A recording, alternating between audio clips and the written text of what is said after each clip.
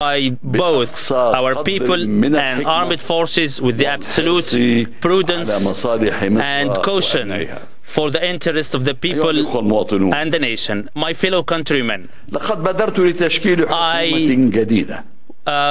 immediately started to form a new government with new priorities and new duties that responds to the youth demands and mission. I instructed the Vice President to engage in dialogue with all the political forces on all the issues raised for political and democratic reforms and the required amendments to both the Constitution and legislations in order to materialize these lawful demands, restore stability, calm and security. However, there are certain political forces who turned a blind eye to this invitation for dialogue, simply for adhering to their own agendas, turning a deaf ear and a blind eye to the defining moment we are facing. And as a result of their refusal,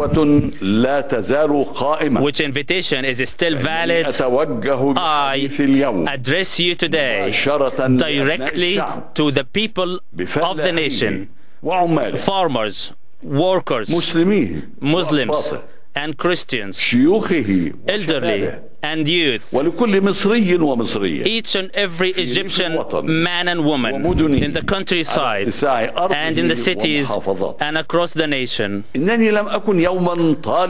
I never sought power or influence, and the people are aware of the harsh conditions where I shouldered the responsibility and what I offer to the nation at the times of war and peace. And I am one of the armed forces personnel, and it is not my nature to betray or abandon the responsibilities. My top priority and responsibility now is to restore the security and stability of the nation, to ensure the peaceful transition of power in an atmosphere providing security and saving the people, safeguarding the people, to pave the way for this who is to be elected by the people in the coming elections. And I tell you in absolute veracity, regardless of the current circumstances, that I did not intend to run for the coming presidency. I have exhausted my life serving Egypt and its people. However, I am totally keen on ending my career for the sake of the nation in a way that guarantees handing over the banner in an atmosphere of security, stability, safeguarding our legitimacy and preserving the Constitution. I tell you in plain words that in the few months remaining in my current term, I will work towards ensuring the measures and procedures that will guarantee the peaceful transition of power by virtue of the powers and authorities vested in me by the Constitution. I call both the houses of the Parliament to discuss the amendments to both Article 66 and 67 of the Constitution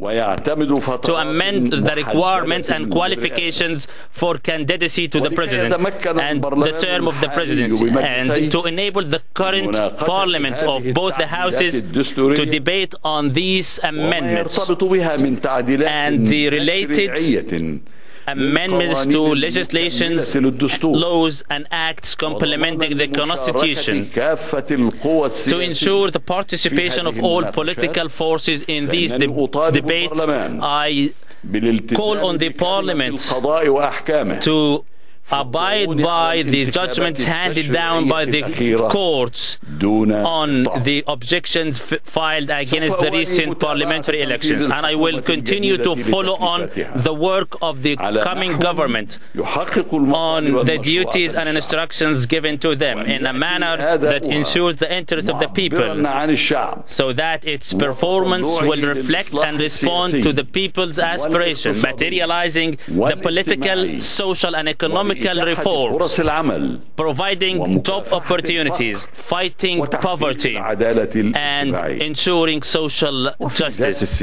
And within the same context, I instruct the police apparatus to shoulder its responsibility and undertake its duties to protect and save the citizens in absolute dignity and honor, respecting their rights, freedoms and dignity. I also co-demand the legislative and control powers to immediately take the necessary procedures to continue to identify and arrest the outlaws and those who perpetrated the security mayhem and the chaos Egypt has seen, looters, arsonists, and those who intimidated the unsuspected citizens. This is my promise and pledge to the people during the very few months remaining in my current term. I pray to God to guide me to the successful right path, to end my career in a manner that is applicable to God and the people, my fellow citizens. Egypt will brave through the current circumstances more strong, more confident, more coherent and more harmonious. Our people will brave through the crisis, more cautious of what materializes their interests, more keen on to held steadfast to their future. Husni Mubarak, who is addressing you today, takes pride in the long years he spent serving Egypt and its people. This dear and beloved homeland is my homeland, like as it is the motherland of all the Egyptians, in which I lived and for which I fought. I defended its soil, sovereignty and interest, and I will die on the soil of Egypt, and I will be judged by history for my merits and demerits. Homeland will live on, people will not. People is eternal, will live on, whose banner and trust will be handed over among and by its people, and we should ensure this in absolute dignity and pride, one generation after the other. May God preserve and save this nation and its people, and may God's peace be with you.